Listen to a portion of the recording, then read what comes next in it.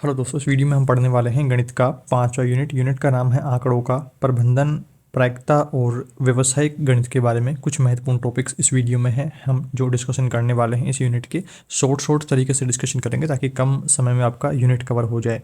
ये यूनिट आपका दूसरे और तीसरे यूनिट की तरह 12 नंबर का यूनिट है, जिसको हम कोशिश करेंगे कम से कम समय में थोड़ा सा डिटेल में समझाते हुए हर एक टॉपिक को समझें और सभी महत्वपूर्ण टॉपिक्स को कवर कर लें ताकि एग्जाम में अच्छा स्कोर आप इस यूनिट में कर पाएँ। और बाकी सारे यूनिट्स के वीडियोस देखने के लिए आपको प्लेलिस्ट ऑप्शन पर जाना है, जहाँ से आप यूनिट वाइज वीडियोस देख करके अपनी गणित पेपर की तैयारी अच्छी कर पाएंगे। यहाँ पर दोस्तों सबसे पहले बात करते हैं आंकड़ों को लेकर के।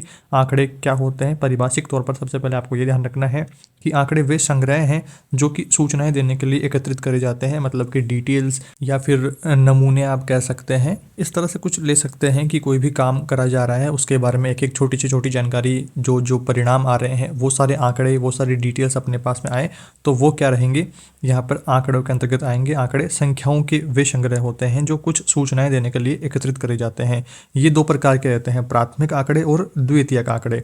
आंकड़े दो प्रकार के हैं, प्राथमिक और द्वितीयक।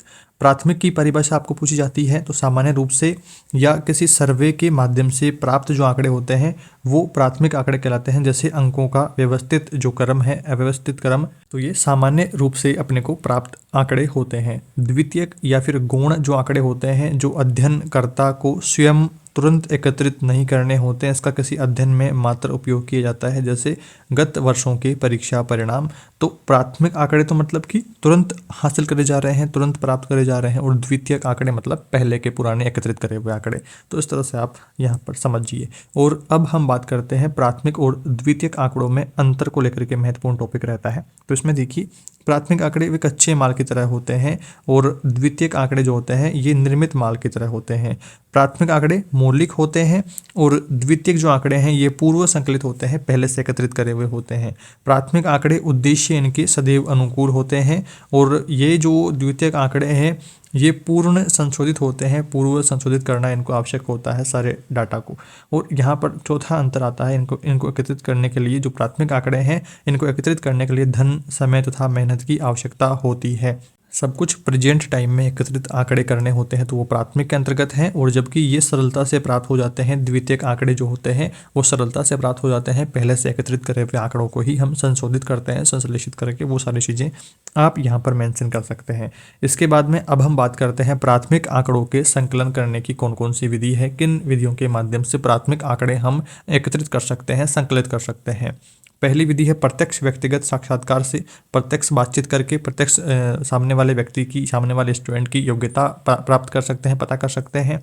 अप्रत्यक्ष व्यक्तिगत साक्षात्कार, संवाददाताओं से प्राप्त सूचनाएं, डाक द्वारा प्रश्नावली, परिगणकों द्वारा प्रश्नावली भरना। तो ये आपको 5 यहाँ पर विधियाँ ध्यान रखनी है। अब हम बात करते हैं द्वितीयक आंकड़े किस प्रकार से संकलित होंगे, किन विधियों से संकलित होंगे। तो एक तो व्यक्तिगत और एक सार्वजनिक प्रलेख, तो ये आपको यहाँ पर ध्यान रखनी है विधियाँ प्राथमिक और द्वितीयक आंकड़ों को लेकर के।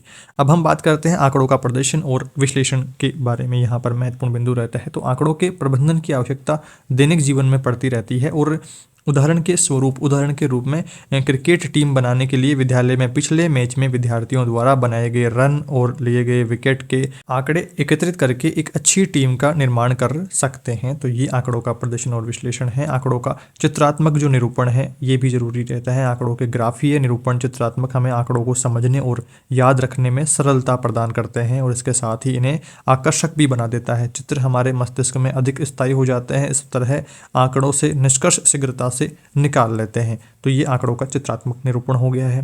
केंद्रीय प्रवृत्ति के माप, तो ऐसे माप जो आंकड़ों का प्रतिनिधित्व करते हैं, आंकड़ों के केंद्र में अपनी स्थिति दर्शाते हैं और आंकड़ों की प्रवृत्ति का अनुमान भी देते हैं, तो केंद्रीय प्रवृत्ति के माप कहलाते हैं। केंद्रीय प्रवृत्ति जो माप हैं इनके नाम आपको ध्यान रखना है। पहला है मध्यक, दूसरा है मध्यांक और तीसरा है बहुलकांक। माध्य ज्ञात करने का सूत्र को लेकर के महत्वपूर्ण प्रश्न रहता है। तो यहाँ पर माध्य बराबर आंकड़ों का योग बटे आंकड़ों की संख्या आपको ध्यान रखना है। माध्य बराबर आंकड़ों का योग बटे आंकड़ों की संख्या। जिस तरह से आंकड़ों का योग क्या है, x1 x2 x3 इन सब का योग, और आंकड़े कितने हैं, जैसे 10 आंकड़े हैं 15 आंकड़े हैं तो वो सारे योग जोड़ करके नीचे लिखना है और उनका जो मान है वो यहाँ पर आ जाएगा अपने पास में। माध्य n क्या है, आंकड़ों की संख्या। दूसरा यहाँ पर आपको ध्यान रखना है, माध्यिका ज्ञात करने के लिए सर्वप्रथम आंकड़ों को घटते या फिर बढ़ते क्रम में व्यवस्थित करना होता है। तदुपरांत उसके पश्चात प्राप्त जो मध्यमान है, यदि विषम पद है तो माध्यिका n/2वां पद होगी, और सम है तो n/2वें पद एवं n+1/2 के पद का मध्य आंकड़ों की माध्यिका होगी।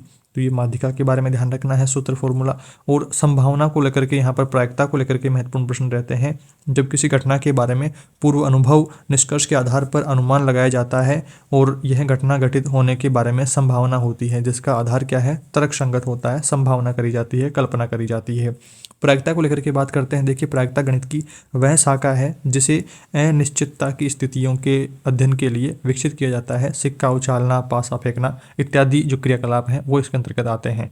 आगे एक अनुपात को लेकर के भी बेसिक यहाँ पर चीज़ें रहती हैं कि संख्याओं का समान प्रकार की दो राशियों के बीच में वह संबंध जो वह दर्शाता है कि एक राशि दूसरी राशि की कितनी गुनी है, तो वो अनुपात के अंतर्गत आएगा।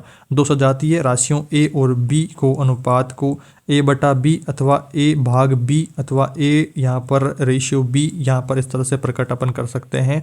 और अनुपात का चिन्ह यहाँ पर दो बिंदु आएंगे ऊपर नीचे खड़े बिंदु, तो यहाँ पर ये आपको अनुपात का चिन्ह भी पता रखना है। समानुपात को लेकर के महत्वपूर्ण टॉपिक रहता है। सम प्लस अनुपात मतलब दो अनुपात की समानता ही समानुपात कहलाता है। समानुपात का चित्र क्या है, यहाँ पर चार बिंदु इस तरह से आएंगे। ABCD समानुपाती राशियां कहलाएंगी। यदि A/B बराबर C अनुपात D, तो ABCD समानुपाती है तो AD बराबर BC बाह्य पदों का गुणनफल बराबर मध्य पदों का गुणनफल, इस तरह से भी आप कर सकते हैं। उसके अलावा यहाँ पर प्रतिशत को लेकर के महत्वपूर्ण टॉपिक रहता है। प्रतिशत में देखिए, प्रतिशत का शाब्दिक अर्थ क्या है, प्रति सैकड़ा। किसी भिन्न को प्रतिशत में बदलने के लिए उसे 100 से गुणा करना होता है, प्रतिशत को भिन्न में बदलने के लिए 100 से भाग देना होता है। बेसिक जानकारी है और बेसिक आपके यहाँ पर प्रश्न भी आएंगे प्रतिशत ज्ञात करने को लेकर के। कुछ एक दो चीजें आपको देकर के प्रतिशत में बदलना या प्रतिशत दिया हुआ है तो उसको संख्या में बदलना नॉर्मल आपको पूछ सकता है। जैसे 3/4 गुणा 100 करेंगे तो 75% अपने पास में आ गया है। 30% है, इसको संख्या में डालना है तो 30/100 करेंगे, 100 का भाग दे देंगे तो 3/10 यहाँ पर अपने पास में संख्या आ गई है। और एक अगला टॉपिक आता है वेट, VAT। किसी वस्तु की बिक्री पर बिक्री कर, जो बिक्री कर होता है VAT होता है, सरकार द्वारा वसूला जाता है। यह बिक्री कर वस्तु के विक्रय मूल्य पर लगता है और इस राशि को बिल की राशि में जोड़ दिया जाता है। इस प्रकार से वसूला गया वेट या फिर वैल्यू एडेड टैक्स कहलाता है। तो ये वेट के बारे में भी आपको परिभाषा ध्यान रखनी है। 1 नंबर का प्रश्न ऐसा भी आ सकता है। अब हम बात करते हैं बारंबारता को लेकर के। किसी एक आंकड़े की आवृत्ति जितनी बार होती है उस आंकड़े या प्रेक्षण की बारंबारता कहलाती है। ये बारंबारता की परिभाषा हो गई है। किसी एक आंकड़े की आवृत्ति जितनी बार होएगी तो वो क्या कहलाएगी, उसकी बारंबारता कहलाएगी। बार बार आवर्ती होना बारंबारता, इस तरह से आप परिभाषा लीजिएगा। और इसके बाद में बात करते हैं प्रायिकता के उदाहरणों को लेकर के। यहाँ पर दोस्तों एक सिक्का 2 बार उछाला जाता है, प्रत्येक बार चित्त आने की प्रायिकता क्या होगी। संभावित परिणाम क्या होंगे, प्रत्येक बार अपने को चित्त लाना है तो यहाँ पर HH, HT, TH और TT इस ये क्या है अपने पास में सिक्के के जो आंकड़े प्राप्त हुए हैं वो हैं। और कुल यहाँ पर 4 हैं। अनुकूल परिणाम दोनों बार में चित्त आ रहा है तो 1 यहाँ पर होगा। और प्रत्येक बार अपने को चित्त लाना है तो 1 यहाँ पर आया और 1/4 अपने पास में क्या होगा, चित्त आने की प्रायिकता ये रहेगी।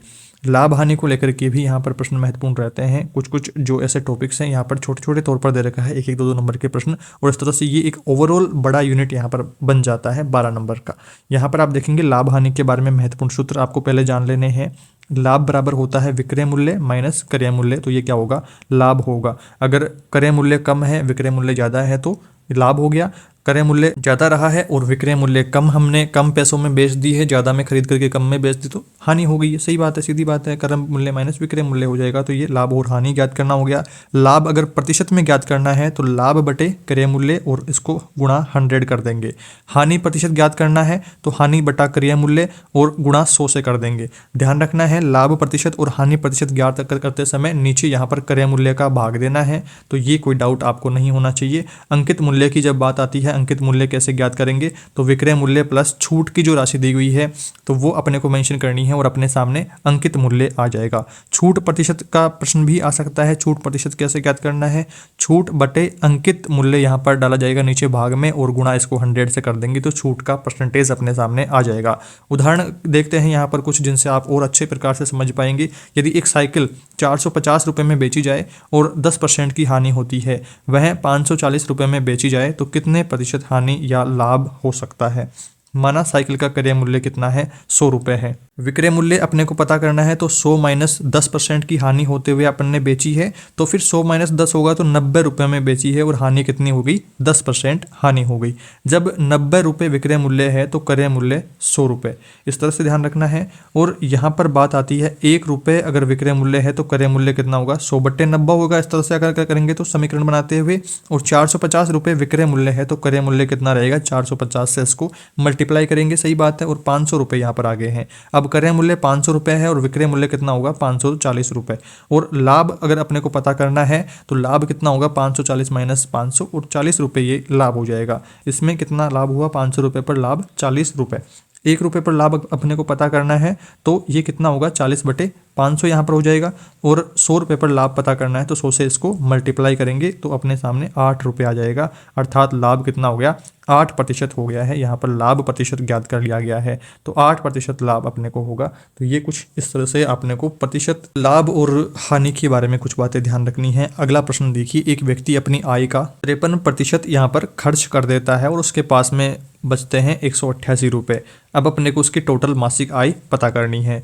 इसका आंसर देखिए कैसे निकालना है। पहले आपको ये लिखना है कि प्रश्न में दिया हुआ क्या है, तो 53% खर्च करने पर उसकी बचत कितनी होगी, 100% में से माइनस करेंगे 53% को, तो यहाँ पर 47% क्या हो रही है, बचत हो रही है। और बचत का जो मूल्य है वो कितना है, 188 रुपये। यहाँ पर आपको ध्यान रखना है बचत का मान कितना है, 188 रुपये। कुल धन अपने को पता करना है तो यहाँ पर क्या करेंगे, 188 में 47 का भाग दे देंगे और इस तरह से उल्टा यहाँ पर आकर के 100 से मल्टीप्लाई हो जाएगा और 47 से भाग लगेगा तो 400 रुपये यहाँ पर अपने पास में इस व्यक्ति की टोटल जो मासिक आय है वो अपने सामने आ गई है। सिंपल सी मेथड रहती है। तो आप एक दो बार और प्रश्न अपने पास में अगर सीरीज है तो आप उससे प्रैक्टिस करिएगा। बाकी आप मुझे कमेंट करके बता देना, अपन अलग अलग वीडियोज में इसके बारे में और डिस्कशन कर लेंगे, जैसे लाभ हानि के बारे में, प्रतिशत के बारे में, ब्याज को लेकर के भी आपके यहाँ पर टॉपिक है तो इनको लेकर के अपन अलग अलग टॉपिक्स में अलग अलग वीडियोज में बात कर लेंगे। तो आपको देखिए एक बात यहाँ पर समझनी है कि ये सारे जो टॉपिक्स हैं आपके लिए रीट में भी इंपॉर्टेंट हैं और आगे शिक्षक भर्तियों में भी ये टॉपिक इंपॉर्टेंट रहेंगे। तो कोशिश यही रहेगी कि इनको लेकर के अलग अलग वीडियोज अपन लाएं जिनसे आप और भी अच्छी प्रकार से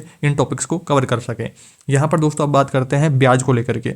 महत्वपूर्ण सूत्र सबसे पहले बात करते हैं तो साधारण ब्याज का देखिए एसआई, तो मूलधन गुणा दर गुणा समय बट्टे 100, यह क्या रहेगा अपने पास में साधारण ब्याज का फॉर्मूला। मिश्र धन की बात करते हैं तो मूलधन प्लस साधारण ब्याज क्या रहेगा, मिश्र धन, और ए बराबर यहाँ पर P1 प्लस RT बटे 100, ये फॉर्मूलाज भी आप ध्यान रखना। चक्रवर्ती ब्याज अपने को पता करना है तो चक्रवर्ती मिश्रधन माइनस मूलधन, ये क्या रहेगा चक्रवर्ती ब्याज का फॉर्मूला। यदि मूलधन P है, चक्रवर्ती ब्याज RA है और दर क्या है R% और वार्षिक तथा समय कितना है N वर्ष है, तो ये क्या रहेगा, ये सारे फॉर्मूला में मान आपको रखने हैं।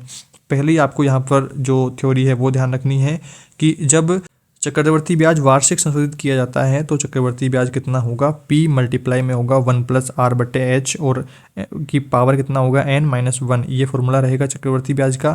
और चक्रवर्ती मिश्रधन का फॉर्मूला रहेगा P और गुणा में रहेगा 1 प्लस R बटे 100 का पावर N, ये ध्यान रखना है। और दूसरे जो समीकरण बनेगा वो क्या रहेगा कि जब चक्रवर्ती ब्याज प्रति 6 माही हो तो यहाँ पर A बराबर कितना होगा, P यहाँ पर मल्टीप्लाई में 1 प्लस R बटे 2 गुणा 100 और 2 गुणा N यहाँ पर क्या आएगा, पावर में आएगा। और जब चक्रवर्ती ब्याज प्रति तिमाही 3 माह की जब बात हो रही है तो A बराबर P1 प्लस R बटे 4 गुणा 100 और इसकी पावर में यहाँ पर 4N यहाँ पर आएगा। तो ये कुछ फॉर्मूलाज आपको ध्यान रखने हैं ब्याज से रिलेटेड।